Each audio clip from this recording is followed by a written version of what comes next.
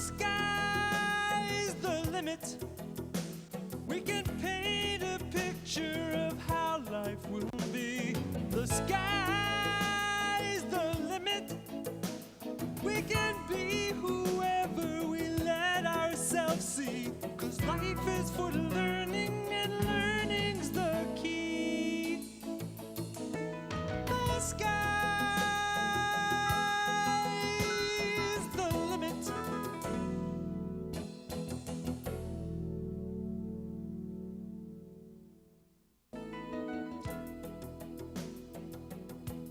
This is Ms. Sunny Lynn Johnson, 8th grade teacher at Santa Teresa Middle School. She's attempting to teach her class about Los Angeles history. It's hard to believe that the great city of Los Angeles was once a small frontier town, but that's just what it was. Okay, now I'm going to read to y'all from this here diary. In 1870, which was the Victorian era, Los Angeles was angelic in name only. At that time, it was a typical frontier town. The location of our home in Los Angeles was at the top of a hill, and on clear days we could see the mountains and the ocean and San Pedro with Santa Catalina and beyond. That doesn't sound like the Los Angeles I know. Yes, Brian, that is the point of this whole lecture. Now, let's see. By the late 1880s, Los Angeles was what you would call a boom town. People came here from all over the country to get a new start or to escape a shady past.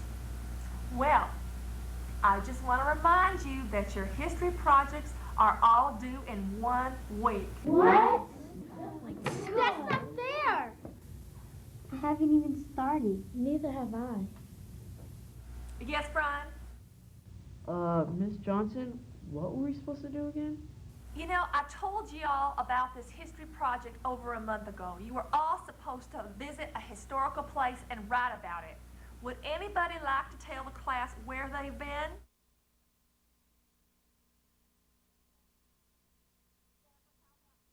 Jennifer, how about you? I went to an old house. Uh-huh, an old house, huh? Well, I can't wait to read your paper. In fact, I can't wait to read all your papers. You guys better get going. And now, for your listening pleasure, I'm going to sing to y'all my latest folk song. Wait a minute. Aren't you supposed to be a country and western singer? Well, yes, Brian, I do sing country, but I also sing folk. I am what you call a crossover artist.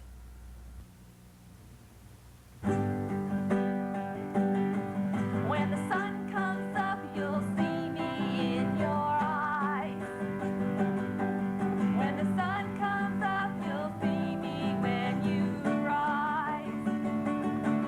When the sun comes up, it's funny, funny, funny, 'cause all you'll see is sunny, sunny, sunny. When the sun comes up, you'll see me in your eyes. Yeehaw! I can't believe I told Miss Johnson I'd been to an old house. She put you on the spot. What else could he do? I shouldn't have waited until the last minute to start my history project. Look, Jennifer, all those kids are barefoot. I know.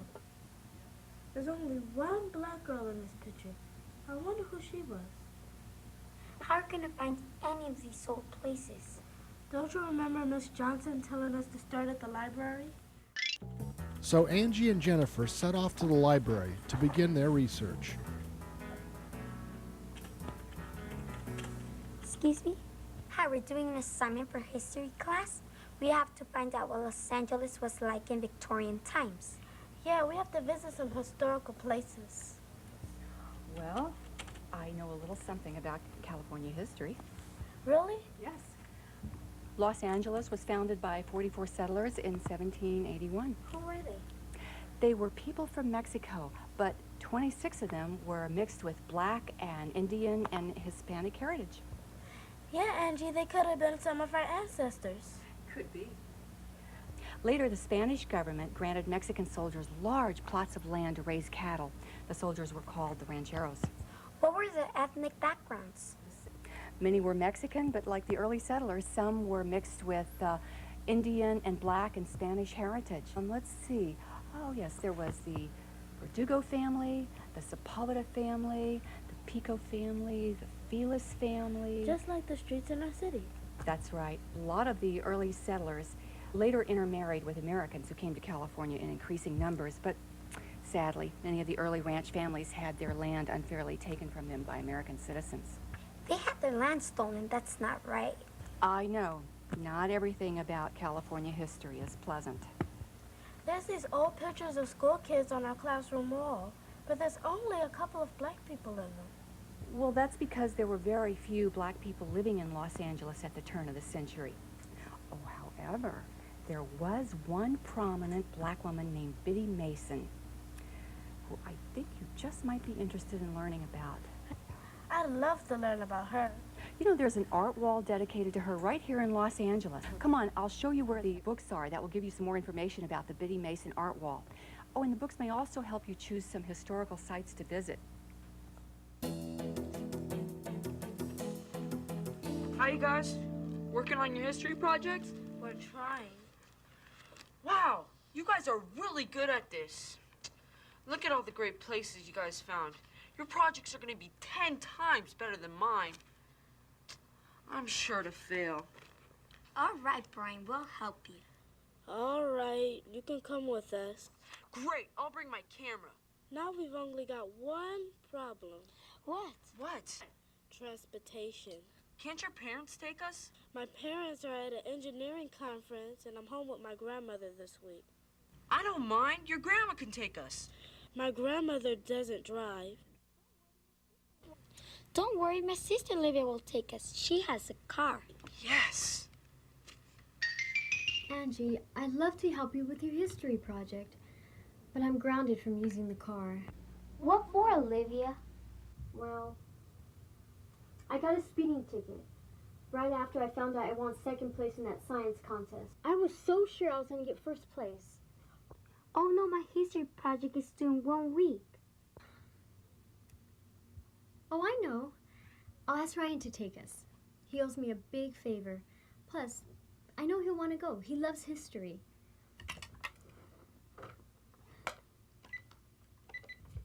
Ryan.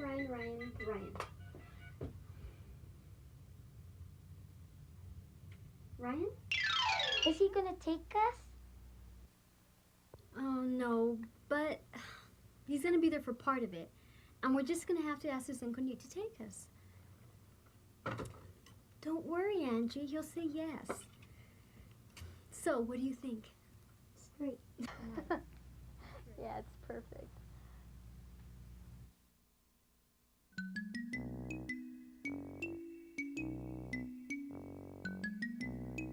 This is Newt Alberts, owner of Newt's Full Service Entertainment Center, a video store and coffee house all in one.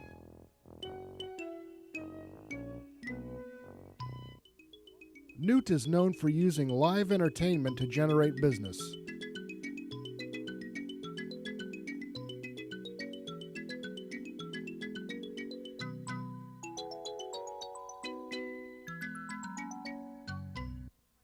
Newt, do you think hiring this clown is really going to increase business around here? Abigail, I am so tired of your never-ending underestimation of my business talents. It works like this. Parents love people who cater to their kids, and the more attention you pay to their kids, the more they buy. Hey! Stop that! You can't stop that! There's no fighting in the store. Hey!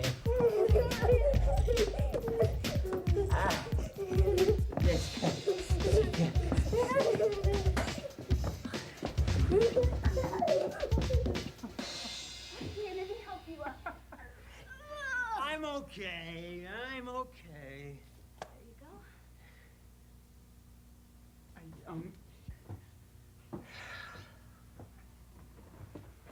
Uncle Newt, we need a really big favor. What now, Ryan? Well, Olivia's little sister Angie has to do this school project, and she needs to visit all these different historical parts of Los Angeles. Her project starts in less than a week, and she's hardly started. So, we were wondering if you would drive us around. When? Tomorrow? Tomorrow? I can't cart you kids all over town on such short notice. I've got a busy schedule and a state-of-the-art full-service entertainment center to run. What is it with you two kids, anyway? Always trying to teach a lesson to a bunch of little kids. Since when do teenagers hang out with little kids? It's not normal.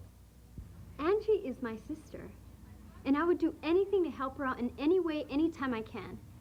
You know, I am sorry you think Ryan and I are abnormal. Look, Olivia, I'd love to help you guys out, but Saturday is Abigail's day off, so I have to take care of the store. Hey, listen, Newt, what do you mean Saturday is my day off? You've taken weekends off for the past 10 years. Well, it just so happens I'm working tomorrow. That's too bad, Uncle Newt. But I understand, because I hear some of those female historical guides are pretty gorgeous. Did you say female? Yep. Ryan, since Newt's just given me Saturday off, why don't I take you? I love history. No, Abigail.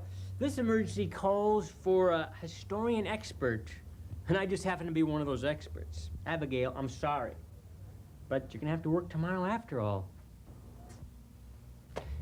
What time are we leaving? Ha! Yeah! Newt drove the gang to Union Station, the place where they'd begin their journey. Unfortunately, Uncle Newt was up to his old tricks.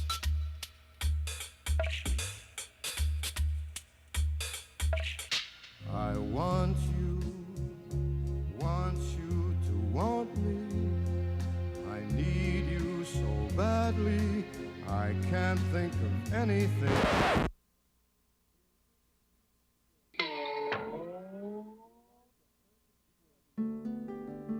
They arrived at Heritage Square Museum without Uncle Newt. He promised he'd catch up with them later. Heritage Square Museum houses some of Los Angeles' oldest dwellings, as well as a beautiful old church.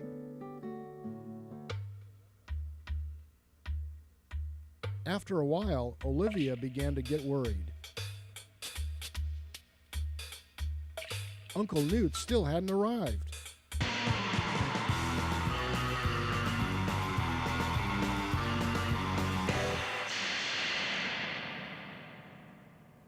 But a few minutes later, he turned up.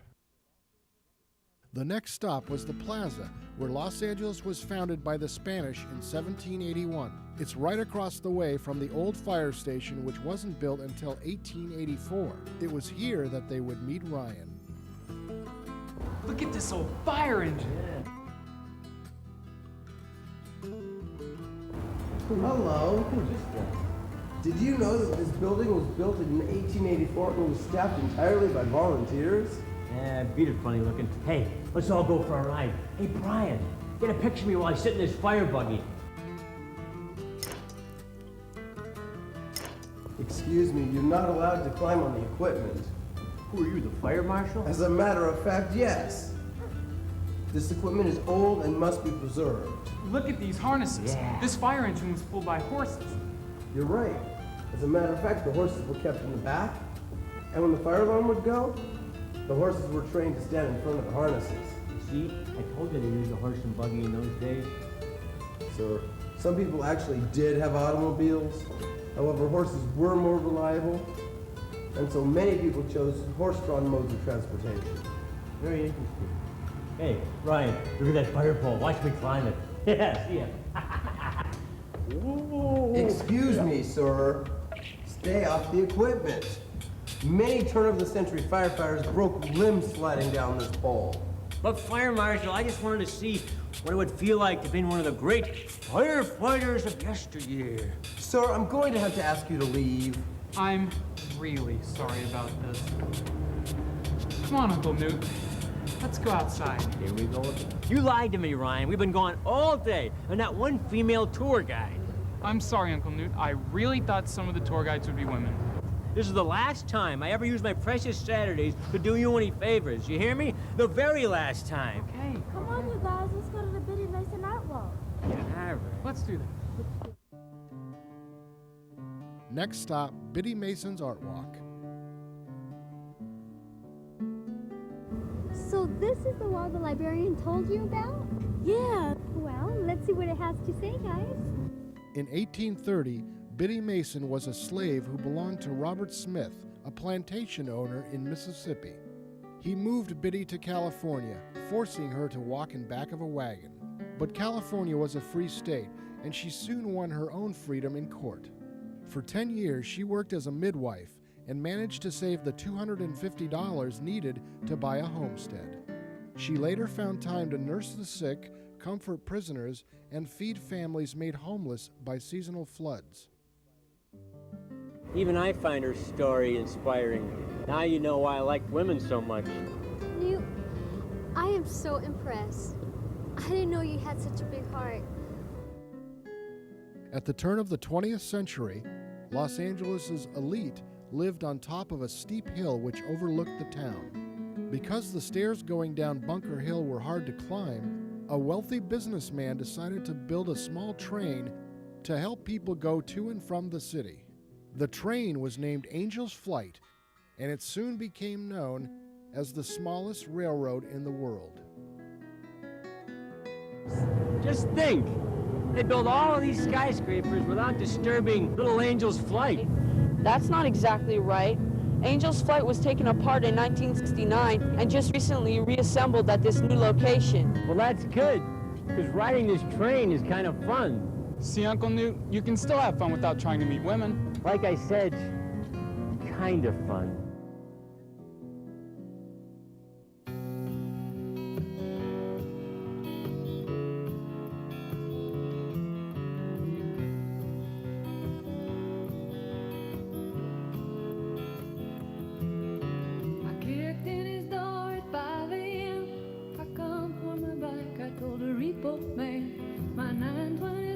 Take me far today. You can travel for miles and never leave LA.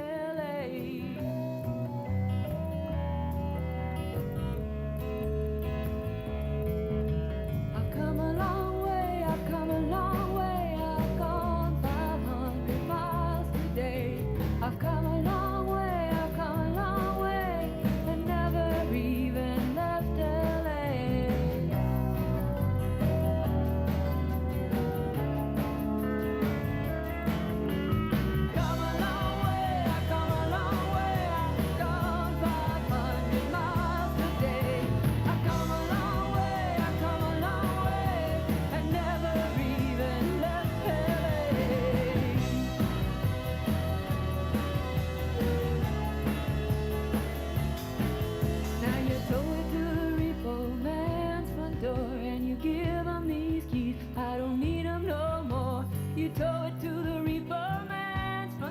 And you give them these keys, I don't need them no more. I come a long way, I come a long way, gone 500 miles today. I come a long way, I come a long way, and never even left LA.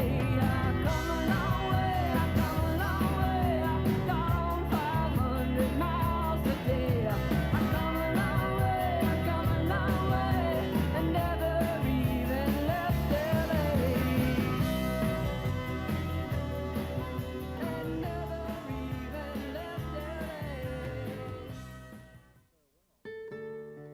After bidding Ryan farewell, the gang headed for the doctor's house.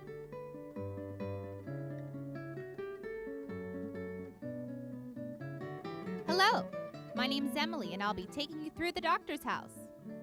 Hi, Emily. Finally, Olivia, finally. Get out of my way. Yes.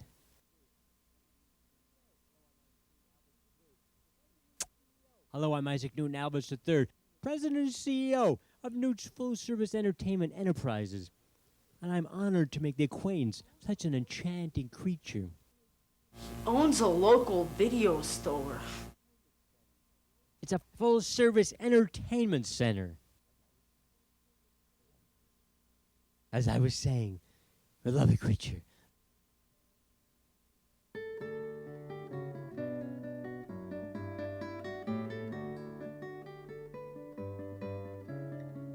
The doctor's house, built in 1890, was named after the 4 doctors who once lived there. The structure was moved to Brand Park in 1980 and renovated by the Glendale Historical Society.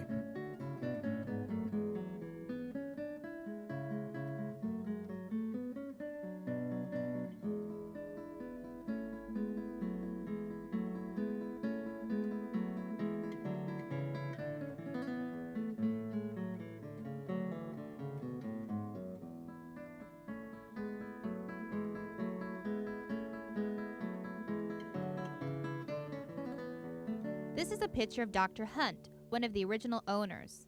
At the turn of the century, he saw patients right in this room. You mean the patients came through the house? You'd think the family would worry about contagious diseases. No, the patients came through the Gibb door. It opens like a giant window. Here, this chart describes some old cures.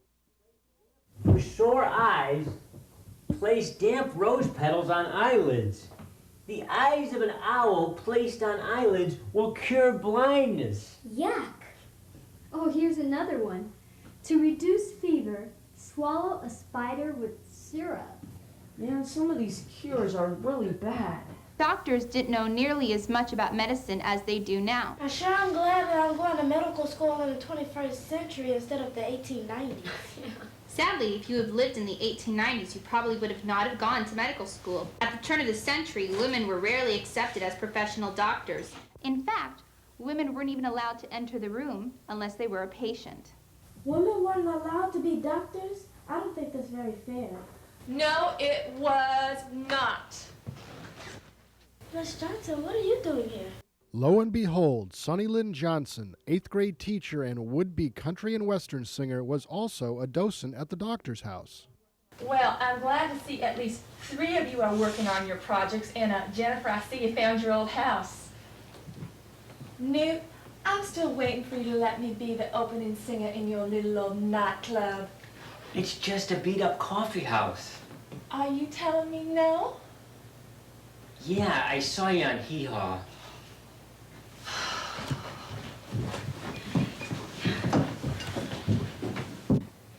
New, I thought you wanted to meet a nice woman. Yeah, but not that crazy Sonny Lynn Johnson. She's been hounding me to let her sing in the nightclub part of my full-service entertainment center. Then why don't you hire her? Have you ever heard her sing? Her voice is so bad, they ran her out of Nashville. Well, she seems to like you. Why don't you give her a chance? No way! No way in the world.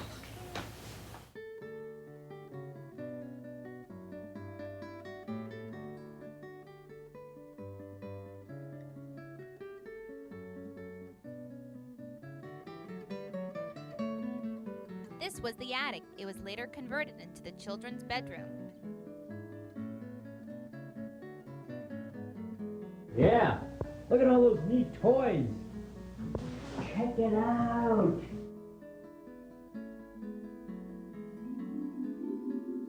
Angie slips into a daydream. Do you like it, darling? It's scrumptious. Sonny Lynn, you've got to be the greatest cook this side of the Mississippi. Why, thank you, darling. Thank you. Father, this is the fashion plate for the dress I'm planning to wear for the annual Fiesta de Los Angeles parade. With your approval, of course. And this is the dress that I plan to wear. Let me take a look. Too much of your neck and shoulders are showing. Say, honey, can you bring me some more peas, carrots, mashed potatoes and gravy, pork chops, and a large piece of apple pie? But what about the dresses? Forget it. No wife and daughter of mine are going to parade around town in those indecent dresses. I am not your maid. You can get your own dinner. I don't need your permission for anything. I can wear whatever I want. And it wasn't even my fantasy. No, it was not. And now it's time for my kind of fantasy. It was so nice for you to all come to tea. Is the cake you asked me to bake for you, darling? Well, thank you. Anything else? Well, why don't you bring us all some roast beef, potatoes, carrots, cranberry sauce, corn, and, tea. Tea for all around. I'll be right back, my sweetness. I'll be right back.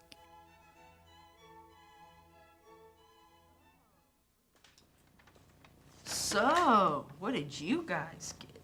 An A. What did you get? An A. That's because you leached off of us. Yeah.